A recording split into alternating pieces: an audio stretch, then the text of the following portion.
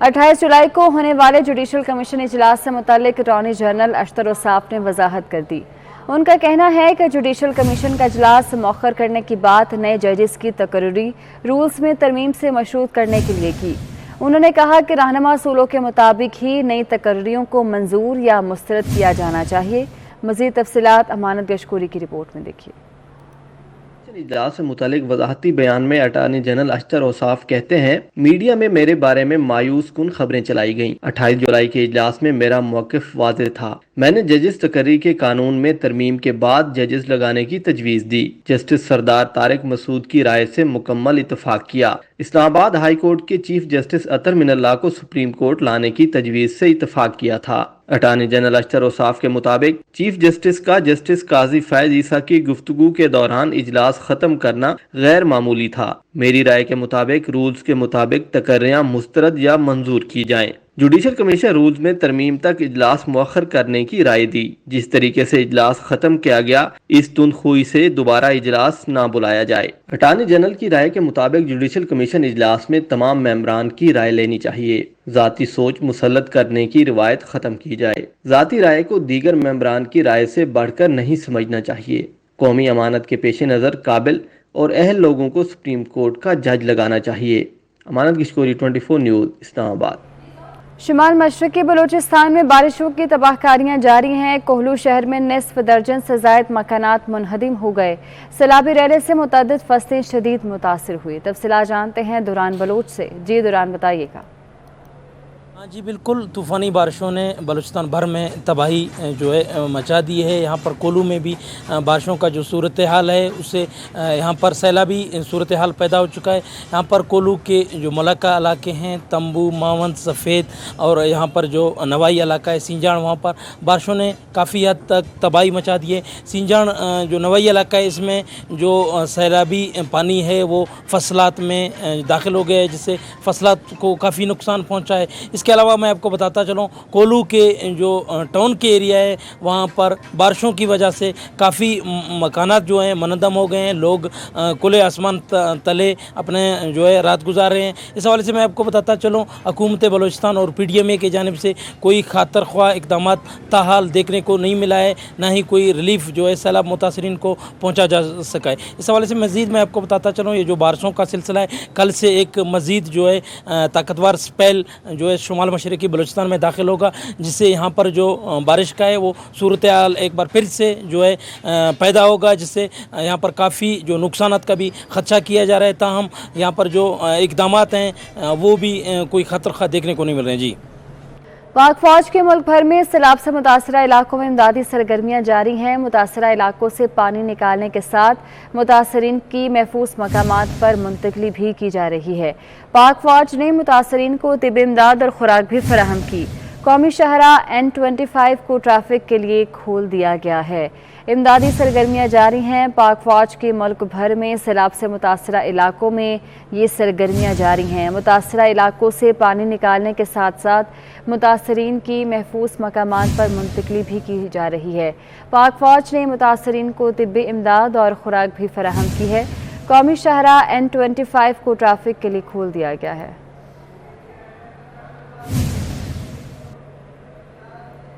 कमालिया शहर और गिरदनवाह में गरज चमक के साथ मूसलाधार बारिश से गर्मी और हब्स का जोर टूट गया है। तेज़ हवाओं ने मौसम भी खुशगवार बना दिया है। कमालिया शहर और गिरदनवाह की सूरत हाल के हवाले से आपको बता रहे हैं। गरज चमक के साथ मूसलाधार बारिश हुई है, जिससे गर्मी और हब्स का जोर टूटा है। तेज़ हवाएं चलने से मौसम खुशगवार हुआ है, जिससे गर्मी से सताए शहरियों ने सुख का सांस लिया है। कमालिया और उसके गिरदनवाह में मूसलाधार बारिश हुई है, जिससे मौसम खुशगवार हो गया।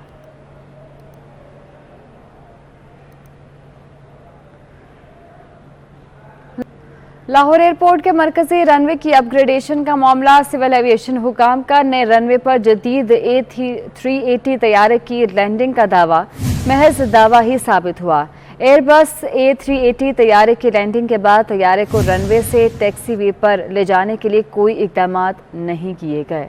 सईद अहमद सईद हमारे साथ मौजूद हैं। सईद, बताइएगा क्या वजूहात सामने आ रही हैं इसकी? जी बिल्कुल, अहमद इकबाल इंटरनेशनल एयरपोर्ट के मजबूती रनवे की अपग्रेडेशन का ये मामला है। सिविल एविएशन ट्राम का नए रनवे पर जदीद A380 तैयारी की लैंडिंग का दावा है, वो महज दावा नजर आ रहा है। एयरबस A380 तैयारी की लैंडिंग के बाद तैयारी को रनवे से टैक्सी वे पर जाने के लिए कोई इक़दामात है वो नहीं की गई। एयरबस 380 के लिए नए रनवे पर टैक्सी वे करना है मुश्किल हो चुका है और इस वजह से सिविल एविएशन में रनवे को 4F कैटेगरी के सर्टिफिकेट है वो जारी किया गया है। लाहौर एयरपोर्ट जो इंतजामिया है इस वजह से उनका मौक़िफ़ सामने आया है कि यही कहना है ज़राए के मुताबिक कि सिविल एविएशन ने उजलत में रनवे को जो है 4F कैटेगरी का सर्टिफिकेट जारी किया है और लाहौर एयरपोर्ट के मजबूती रनवे का फेज 1 है मुकम्मल हो गया है। डीजी सिविल एविएशन अथॉरिटी का ये कहना है और जैसे ही दूसरा फेज शुरू किया जाएगा तो उसमें 380 तैयारी के लिए टैक्सी वे की तमीर है वो की जाएगी और मुस्तकबिल में एयरबस 380 के लिए जो डबल ब्रिज की तंसीब के मंसूबे पर काम है वो भी शुरू किया जाएगा। जी ठीक है, बहुत शुक्रिया आपका।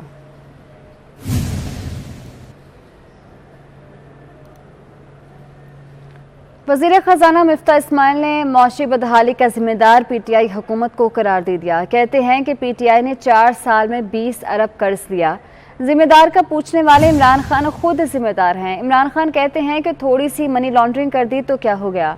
ईसीपी से गुजारिश है कि फॉरेन फंडिंग का फैसला सुनाए। शौकत खानम के नाम पर जमा होने वाले पैसे पीटीआई में चले गए।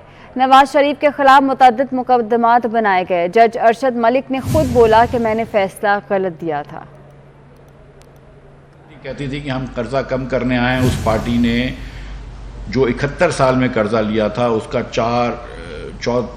उसका 80% कर्जा जो है वो 3.25 साल में ले लिया। जो पार्टी कहती थी कि हम बजट डेफिसिट कम करने आए उसने पाकिस्तान के 4 सबसे बड़े बजट डेफिसिट बदस्तूर रन करें। 4 सालों के अंदर पीटीआई ने 1 साल भी ऐसा नहीं हुआ जो मुस्लिम लीग के टैक्स टू जीडीपी रेशो पे पहुंचे हों। उल्टा हिसाब करके चले गए। आप पूरे मुल्क को आप पीछे रख के चले गए। उसके बाद आप पूछते हैं कि जिम्मेदार कौन है, तो जिम्मेदार आप हैं खान साहब। हर शोबे के अंदर आप तनजरी लेकर आए। तोशाखाना की घड़ियां आप 20% में लेके आ गए और आप फिर उसके बाद दूसरों को आप लेक्चर देते हैं। उनसे लेके आपने बेच दी जो भी किया, लेकिन आप मतलब दूसरों को लेक्चर देते हैं, फिर भाषण देते हैं आप कि आप ईमानदार हैं। थोड़ी सी मनी लॉन्ड्रिंग क्या होती है खान साहब? ये फॉरेन फंडिंग क्या है? आप कहें ना, अब तो फॉरेन फंडिंग का केस आपको तो ये कहना चाहिए कि फौरन जवाब दो। किस चीज का डर है? आप तो कहें जैसे नवाज शरीफ की केस की डेली हेयरिंग होती थी और 180 मरतबा उसको कोर्ट में बुलाया था, आप भी कहें कि डेली हेयरिंग हो। मैं ईसीपी से फिर एक मरतबा गुजारिश करता हूं कि फैसला सुना दे, चाहे फिर सुप्रीम कोर्ट उस फैसले को जो भी करे, जो भी बेंच बनाए, आप फैसला सुना दें। हमें बोलते हैं कि थोड़ी सी मनी लॉन्ड्रिंग कोई बात नहीं, माशाल्लाह बस ठीक है, फिर थोड़ी सी कोई बात नहीं। तो फिर एक मरतबा ये बात जहन में रख लें कि इस मुल्क के अंदर आज जो इस नैश पे खड़ा है मुल्क, अगर उसको बचाया तो शहबाज शरीफ ने बचाया है, उसको बचाया तो नवाज शरीफ और ये कोalition हुकूमत ने बचाया है। और मैं कहता हूं कि कुर्बान है इस पाकिस्तान के ऊपर 10 मरतबा हमारी सियासत कुर्बान। छोटे दुकानदारों के लिए अच्छी खबर है। 100 यूनिट से कम बिजली इस्तेमाल करने वालों को टैक्स माफ किया गया है। वज़ीर ख़ज़ाना मिफ्ता इस्माइल कहते हैं कि FBR को सालाना 36,000 रुपये टैक्स दें, आपको ना कोई नोटिस आएगा। जो सालाना टैक्स देता है अगर उसको कोई नोटिस आएगा तो मैं जिम्मेदार हूँ। से कम इस्तेमाल कर रहे हैं, जो मोहल्ले की बहुत छोटी दुकान है उसके ऊपर से टैक्स माफ़ कर देंगे। और मैं मेरे दुकानदार भाइयों को ये गारंटी कर रहा हूँ कि ये इनकम टैक्स और सेल्स टैक्स दोनों है, तो जिस घर में आप रहते हैं वो भी आपका सारा जो है वो टैक्स उसमें आपका कवर हो गया। और 36,000 रुपये आपने मिनिमम टैक्स देना है। 15 मिनट लगती हैं आपको ATL में, अगर आप ATL में अभी रजिस्टर्ड नहीं होंगे वो भी मैं थोड़ा डिले कर दूंगा। 15 मिनट लगेंगे आपको एक्टिव टैक्स पेयर लिस्ट में रजिस्टर होने के लिए। उसके बाद कोई सवाल नहीं पूछा जाएगा। 36,000 रुपये आपने दे दिए साल के इलेक्ट्रिक के बिल में, FBR से आपका कोई ताल्लुक नहीं होगा, कोई नोटिस नहीं आएगा आपको, कोई आपको अफसर तंग करने नहीं आएगा। ये मेरी जिम्मेदारी है। अपोजिशन ने आखिर तक इलेक्शन में हिस्सा लिया, ये कहना है स्पीकर पंजाब असम्बली सुल्तान खान का। वो कहते हैं कि अपोजिशन अदालत गई तो उन्हें साबित करना होगा कि धांधली कहाँ की गई। डिप्टी स्पीकर इंतखाबात में अपोजिशन खुद वक्त पर नहीं आई। सुल्तान खान ने मजीद कहा कि अपोजिशन ने इलेक्शन का बायकॉट नहीं किया बल्कि हिस्सा लिया है। एप्लीकेशंस आखिरी टाइम है और 5:10 पे इनको स्क्रूटनाइज किया जाएगा और उसके बाद फिर इलेक्शन होना था। आज वो टाइम पे नहीं आए और टाइम पे जब वो नहीं आए तो फिर साफ जाहिर है वो अनअपोज्ड हो गई।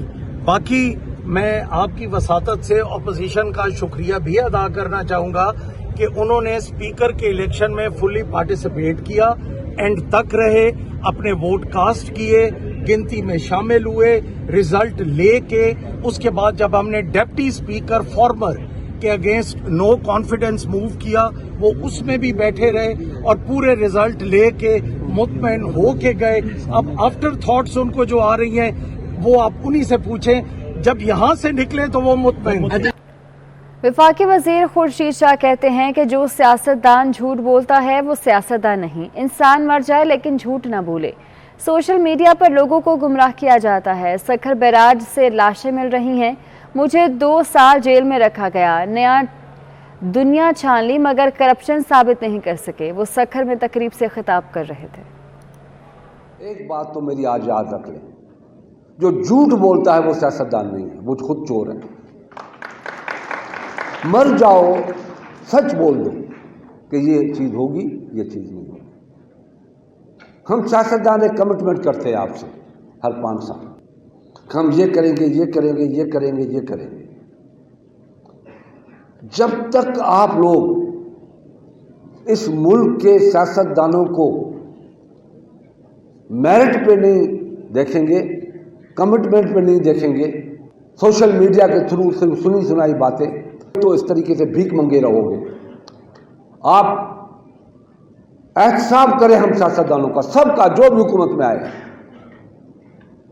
एहतसाब करें कौम। 24 करोड़ आप लोग हैं। स्लोगन पे मत जाओ, 1 करोड़ नौकरियों पे मत जाओ। मिली नौकरियां 1 करोड़, 50 लाख घर मिले किसी को, सोशल प्रोग्राम मिला किसी को। साबिक वफाकी वज़ीर दाखिला शेख रशीद कहते हैं कि अमरीकी इमदाद की शराइत पर चीन को सख्त तहफ़्फ़ुज़ात हैं। मुल्की ज़र मुबादला के ज़ख़ायर 90 दिन के बजाय सिर्फ 45 दिन के रह गए हैं। अदम एतमाद का फैसला लंदन में किया। आज वही नवाज शरीफ हुकूमत छोड़ने की बातें कर रहे हैं।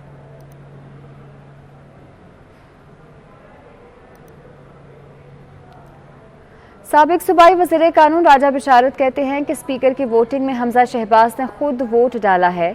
अगर धांधली हुई है तो स्पीकर के इलेक्शन का बायकॉट क्यों नहीं किया। पंजाब असम्बली में मीडिया टॉक में उन्होंने मजीद क्या कहा, आपको दिखाते हैं। कह रहे हैं कि धांधली हुई है पहले इलेक्शन में, इस वजह से हमने बाइकआउट किया। पहले इलेक्शन का बाइकआउट किया था उन्होंने, सबने वोट पोल की है, पूरा प्रोसेस मुकम्मल हुआ है। हमजा शहबाज साहब ने खुद वोट डाला है, उनके उम्मीदवार ने खुद वोट डाला है, तो कौन सा बाइकआउट? उसका बाइकआउट स्पीकर पे वो कह रहे हैं कि जो इलेक्शन में तो सीरियल नंबर, उसका बाइकआउट करना चाहिए था ना, जो रेलेवेंट इलेक्शन था उसका बाइकआउट करना। सीरियल नंबर लगे हुए थे वैसे कोई? सर मैं इस बात को छोड़े ना, हम उनके बाइकआउट की बात कर रहे हैं। अगर बाइकआउट उन्होंने करना था तो अपने रेलेवेंट इलेक्शन का बाइकआउट कर। ऑल पार्टीज टास्क फोर्स बराए कश्मीर फोर्स के चेयरमैन चौधरी मोहम्मद सरवर की हुर्रियत लीडर यासिन मलिक की अहलिया मशाल मलिक से मुलाकात हुई है। पाकिस्तानी हुकूमत से यासिन मलिक का मामला आर्मी फोर्सेज और भारत के सामने फौरी और भरपूर अंदाज में उठाने का मुतालबा किया है। चौधरी मोहम्मद सरवर और मशाल मलिक ने यासिर मलिक केस के शफाफ ट्रायल के लिए अक़वाम मुत्तहिदा समेत तमाम आलमी इदारों से किरदार का मुतालबा किया। मशाल मलिक ने यासिर मलिक के मसले को बरतानिया में भरपूर तरीके से उठाने पर चौधरी सरवर के किरदार को सराहा है।